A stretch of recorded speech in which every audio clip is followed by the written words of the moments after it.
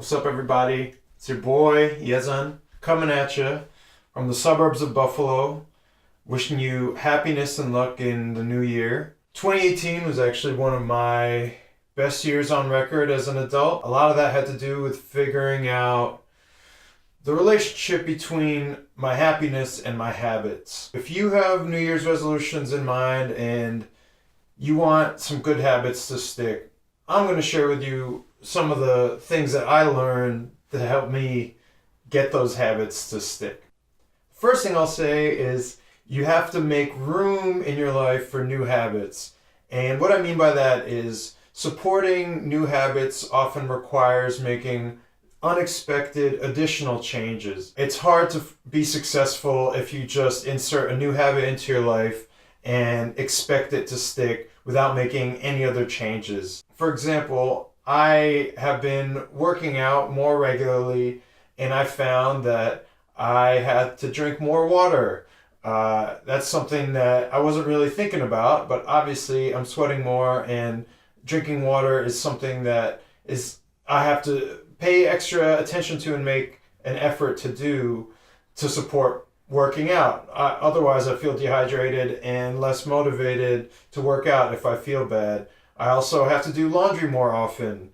I often have to wake up earlier to make time for it. So all these things kind of came with this new habit of trying to work out several times a week, and I just had to make extra room for these new things that I wasn't really thinking about when I decided I want to start working out regularly. The next thing I discovered is that my imagination is a powerful tool to help me get a habit to stick. Now, what do I mean by that? If I can clearly imagine this future version of myself that already has these good habits in place and is already benefiting from having them in place, then I can call upon that identification with that person whenever I feel unmotivated to follow through. Being able to clearly see this future version of myself in my mind's eye gives me a path towards that reality. People have this amazing constructive power in their minds to plan and see the future. We often squander it on anxious thoughts, but it's the same apparatus and mode of thinking. If you could just use your mind to clearly see the future as you want to see it and see yourself in the future as you want to see it, it gives you a sort of blueprint for how to actualize that. I found that a journal is actually a really useful tool in helping stimulate my imagination. I would often write from the perspective of this future version of myself, and that way I was able to really get in the mindset of this person who has these good habits in place and is experiencing the benefits of them. And that sort of perspective helped me more deeply identify with this person, so that whenever I would feel unmotivated, for example, if I wasn't feeling like exercising, I would say, well, I am the type of person who's willing to endure pain and discomfort for, future benefit. And that's not an identification I'd always had, but having sort of researched this future version of myself using a journal helped me really get into that mindset and be able to access it readily. Remember that your imagination is the seed of reality. So you can let yourself develop sort of haphazardly, or you can be intentional and sort of create and cultivate this person that you want to be, the best future version of yourself that you can imagine using these tools, using your imagination and using a journal. I think it's incredibly powerful. The person that I am today is in part a production or construction of my own devising. I've worked hard to be a better person than I was last year and several years ago, and a lot of that is very intentional, and I use these tools to help me continually self-improve and develop. Another tool that I found to be indispensable in helping me keep on track with habits is my phone. So a few years ago I was watching Star Trek, and they carry around these devices called tricorders, which are basically data collection devices.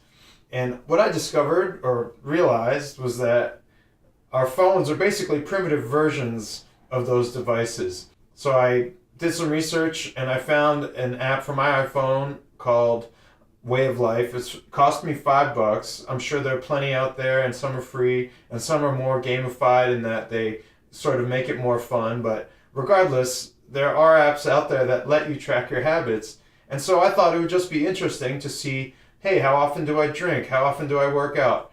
How often do I eat vegetables? How often do I look at porn? All these things are habits that I consider to be either good habits or bad habits. And so this app allowed me to actually have some objective data about my behaviors, and that to me was actually ended up being really valuable, because what ends up happening is, first, you are honest with yourself about what's really happening. So there was a period of time where I was trying to drink less, and I found that I would tell myself, oh, I didn't really drink that much this week, but if I looked at the app, I might have drank 5 nights that week, and that's, more than I had expected. It's easy to kind of lie to yourself or fudge the truth if there's no hard data.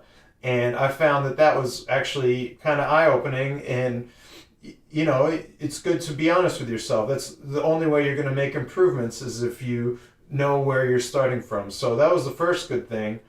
And then also, if you are able to log good habits using this app, it charts it and it lets you create streaks, so you feel motivated to sort of keep a good habit going once you have it going for so many days. And I think that kind of information is actually, really accessible. I have my phone in my hand for half the day. It takes 1 minute to log these things. Sometimes it hurts a little if I do have to log some difficult truths, in that I broke streaks or behaved badly or whatever it is. But if I'm scientific about it and sort of impartial when it comes to just logging this data, it gives me honest information, and that allows me to truly improve. So I highly recommend looking into finding an app that lets you track your habits, and that way you can be honest with yourself. There's no substitute for having real data. The last thing that I'll mention today is that there's an enormous social influence when it comes to making your habits. And I know that might sound obvious, but there's a positive to that as well as a negative. I found that, for example, drinking alcohol would undermine a lot of my attempts to cultivate good habits. It would make me eat late at night. It would make me eat unhealthily if I was drunk.